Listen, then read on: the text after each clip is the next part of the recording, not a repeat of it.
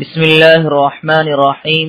صرف 5 منٹ کا مدرسہ قرآن و حدیث کی روشنی میں 221واں دن 11 شعبان المعظم۔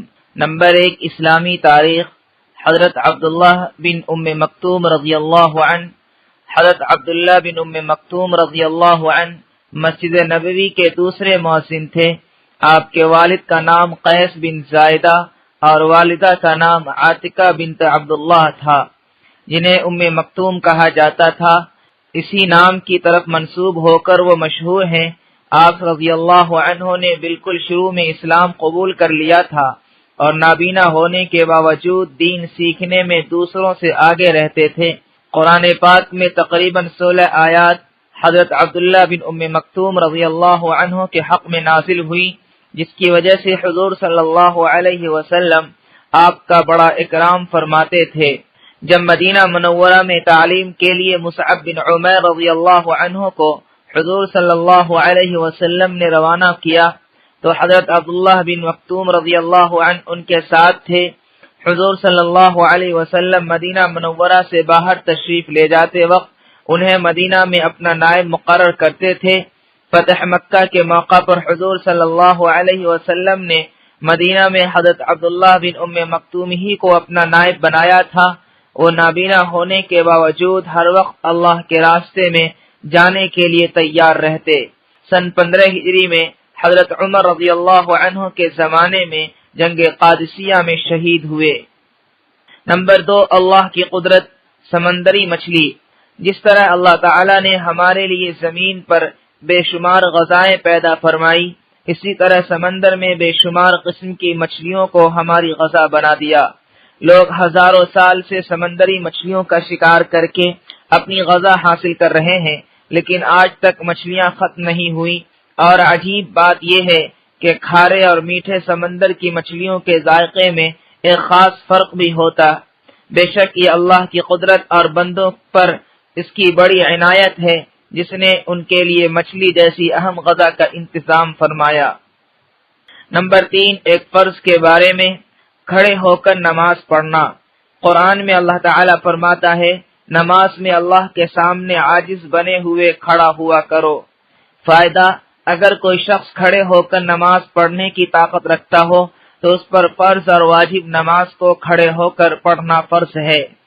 نمبر 4 ایک سنت کے بارے میں اپنے ساتھیوں سے مشورہ کرنا۔ حضرت ابو ہریرہ رضی اللہ عنہ فرماتے ہیں کہ میں نے رسول اللہ صلی اللہ علیہ وسلم سے زیادہ صحابہ کرام کے ساتھ مشورہ کرتے ہوئے کسی کو نہیں دیکھا۔ نمبر 5 ایک اہم عمل کی فضیلت۔ قرض معاف کرنا۔ رسول اللہ صلی اللہ علیہ وسلم نے فرمایا، ایک تاجر لوگوں کو قرض دیا کرتا تھا، پھر جب یہ دیکھتا کہ کوئی مجبور ہے تو اپنے آدمیوں سے کہتا کہ اس کے قرض کو معاف کر دو، امید ہے کہ اللہ ہم کو بھی معاف کر دے گا۔ جب وہ مر گیا تو اللہ تعالیٰ نے اس کی مغفرت فرما دی۔ نمبر 6 ایک گناہ کے بارے میں اپنے علم کو چھپانا۔ رسول اللہ صلی اللہ علیہ وسلم نے فرمایا، اگر کسی شخص سے کوئی علم دین کی بات پوچھی گئی اور اس نے اس کو چھپایا حالانکہ وہ چیز اس کو معلوم ہے تو قیامت کے دن اس کے منہ میں آگ کی لگام دی جائے گی۔ نمبر 7 دنیا کے بارے میں انسانوں کی حرص و لالچ۔ رسول اللہ صلی اللہ علیہ وسلم نے فرمایا، اگر آدمی کے پاس مال و دولت کی 2 وادیاں ہوں تو وہ تیسرے کی طلب کرے گا، اور آدمی کا پیٹ تو بس قبر کی مٹی ہی بھر سکتی ہے۔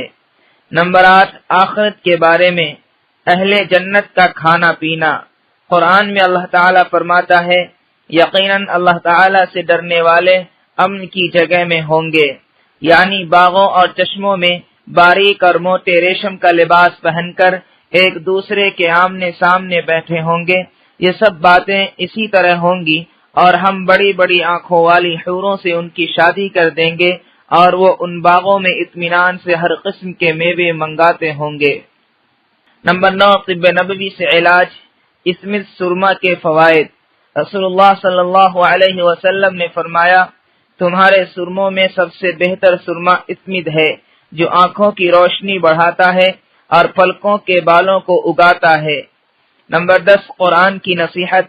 قرآن میں اللہ تعالیٰ فرماتا ہے، یتیموں کے مال ان کو دیتے رہا کرو، اور اچھی چیز کو بری چیز سے نہ بدلو، اور ان کے مال اپنے مالوں کے ساتھ ملا کر مت کھاؤ، ایسا کرنا یقیناً بہت بڑا گناہ ہے۔